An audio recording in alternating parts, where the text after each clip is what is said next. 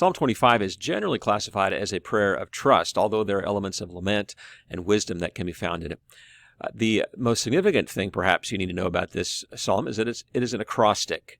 It is the second acrostic that we've encountered in the book of Psalms. The first one was Psalm 9 and 10, and I say 9 and 10 because 9 and 10 is actually one psalm, one acrostic that was divided into two. So this is our second acrostic. An acrostic is a psalm that is based on the letters of the Hebrew alphabet. Hebrew alphabet has 22 letters, and so this psalm has 22 verses, each one of them beginning with a successive letter of the alphabet. So in English, we might have a poem that starts with the letter A in the first verse, B in the second verse, C in the third verse, etc. Hebrew does the same thing, and we call this an acrostic. And so this form really constrains the content as well. And so while it's predominantly a psalm of trust, we do find other elements in it as well. In terms of the structure, there is a dialogue to some extent that happens here. There are a series of requests that are balanced by statements of trust and confidence. In verse 3, we have what I would call a statement of wisdom or of truth, of theology, perhaps. And notice that all of this first grouping of verses is in the first person other than verse 3. So this is a personal prayer of trust at this point. Then we have statements of wisdom or truth in the second stanza that predominate, and it is in the center of this, verse 11, we have a prayer for forgiveness.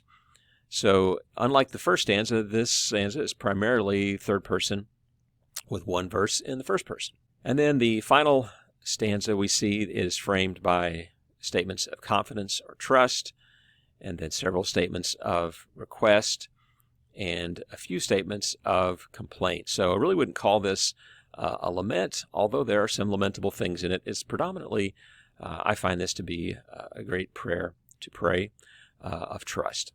And it concludes with first person and verse 22, a final prayer, not just for the psalmist, but for the nation as well. Now taking a look kind of verse by verse, you can see first how this psalm follows very clearly on the heels of Psalm 24, where we speak of someone who has a clean hand, pure heart, and doesn't lift their soul to what is false.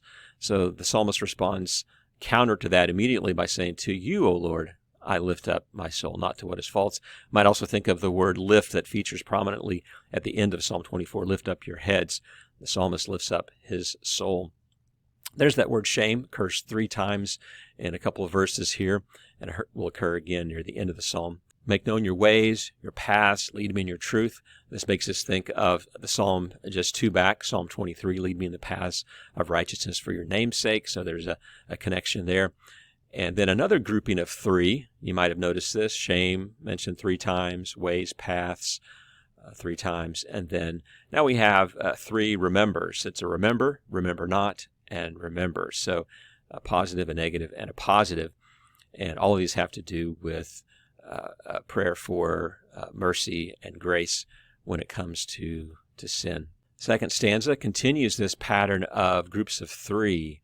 He instructs sinners in the way, the paths of the Lord, and instructs, leads, teaches. These are all parallel statements that God is a teacher of the right ways. With those who keep his covenant and his testimonies, again, that draws us back to Psalm 24, which spoke of the covenant, those who seek the face of God and are blessed and vindicated by God. I can argue that verse 11 is the central verse, it is the middle verse, and it is a simple prayer, penitence, pardon my guilt, for it is great. And then some verses on wisdom. He will instruct him in the way he should choose. He makes known to him his covenant. God is a God of relationship. His soul shall abide in well-being. His offspring shall inherit the land. This is the first time this phrase, inherit the land, has occurred. It will feature very prominently in Psalm 37. Of course, Jesus spoke of the meek inheriting the earth. So this is a promise of a blessing to one's descendants. One thing that any parent should desire is for his or her child to have a better life than he did. You know, she'll get more, in a sense. So that's kind of the idea there, that the psalmist would be able to pass on a blessing to his or her children. Friendship of the Lord is a wonderful picture here. We are reminded, of course, that Abraham was described as a friend of God. the secret counsel of the Lord, that there is a suggestion there of a close personal relationship between God and the believer. My eyes are ever toward the Lord, for he will pluck my feet out of the net.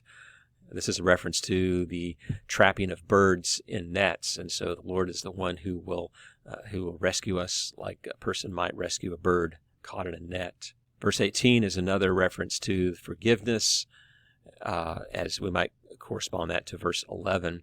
And verse 20 has our fourth reference to shame. Notice how this last stanza, verse 15, verse 21, are both framed with trust. My eyes are ever on the Lord. My hope is in you. I take refuge in you. So this is the frame. 21, may integrity and uprightness preserve me, is going to lead us into Psalm 26, where David claims perfect integrity and uprightness in a particular situation. So there's a connection there. And then the final verse, redeem Israel, O God, out of all his troubles. Structurally, this is actually not part of the acrostic. Something that happens in acrostics is some letters of the alphabet are omitted and others are added. So in English, if you were writing an acrostic, you might want to omit a verse that begins with the letter Q or X, because we don't have many options in our language. Well, the same thing was true in Hebrew. So one of the letters that is often left out is Vav, and that's the case here. And so the final verse actually starts with the letter Pei, not the last letter of the Hebrew alphabet, Tav. So it gives us 22 verses, but it's not a strict acrostic. And notice that this final verse is a prayer for the community. David turns his thoughts beyond himself. These are all first-person singular, and to this point, but he prays for God to redeem Israel as well from his troubles. The psalm is just rich in theology, and you could go by verse, and you could see all the characteristics of God, the way that he acts. He is trustworthy. He's a teacher. He is truth. He is a God who saves. He is merciful. He has steadfast love. He is good. God is good and upright. He instructs sinners. He instructs the humble. His paths are steadfast love and faithfulness. For those who keep his covenant, he instructs. God is a teacher, makes known his covenant. He is a God of relationship and friendship. God is gracious. He is a deliverer. He is a forgiver. He guards my soul. He's a refuge, and he redeems the nation from his troubles. So it's hard to find a psalm that has more theological statements about the very nature of God than Psalm 25. So it is rich. Looking at the lens of the editor and the position of Psalm 25 in the Psalter, we see that it's the first in the next chiasm, the third chiasm of Book 1.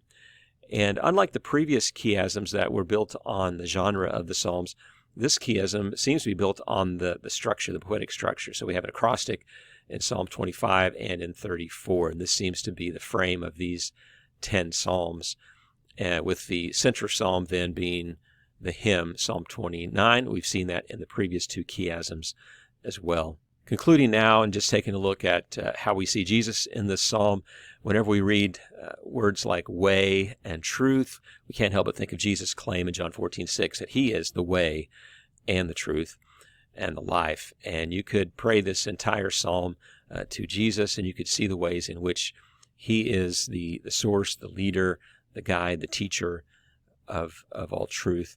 Likewise, in the New Testament, this phrase, you are the God of my salvation, it reminds us that in Christ, God's salvation is actualized. Now, David, 1,000 years before Christ, experienced the salvation of God, experienced the rescue of God in many different levels, but it wasn't fully actualized until God himself came in Christ, and that salvation became fleshed out, literally, incarnated in Jesus. And so God's salvation is actualized in Jesus. So again, this entire psalm could be prayed about Jesus and his salvation of us.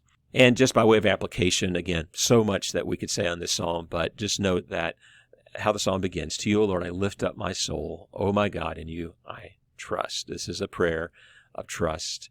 And just as we lift up our hands towards God, we stretch out our souls to him as well, offer ourselves to him, and place our trust completely in his care.